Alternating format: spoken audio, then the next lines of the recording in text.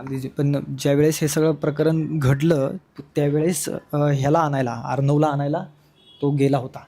नेमकं तू काय पाहिलंस त्यावेळेस, नेमकं काय झालं होतं आणि तुला असं काय वाटलं होतं का कधी गाडीवरून येताना त्या क्षणाला की कोणतरी पाठीमागे आहे, कोणतरी बघतंय किंवा काहीतरी आहे, असं काही वाटलं, तुला अंदाज आला होता?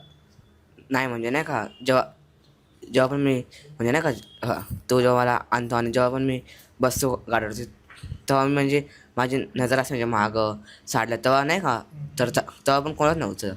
तर आम्ही आलो म्हणजे आमच्या पार्किंगमध्ये आणि जसं आलो ना तसं मागून पहिले ते दोन पोरं नाही का पळत आले आणि त्या एका पोराच्या ऑलरेडी हातात बंदूक काढलेली आणि एकाच्या म्हणजे खिशाचं होते, ओपनच होती. आणि जसं मी उतरलो ते ते ते त्या मागं येऊन थांबले आणि जसं तो मोडला ना तसंच फायरिंग केलं त्यावरती. म्हणजे त्याला काय बोलून पण नाही दिलं आणि ते पण काय नाही बोलले. तुझ्याकडे ते आलीच नाही, त्याला त्यांचं टार्गेट फक्त त्याच्याकडे होतं, तुझ्याकडे आली नाहीत ते अजिबात, तू निघून आला? नाही नाही म्हणजे मी मी त्यावेळेस होतो आणि त्यापर्यंत मी शेजारीच होतो म्हणजे. अच्छा.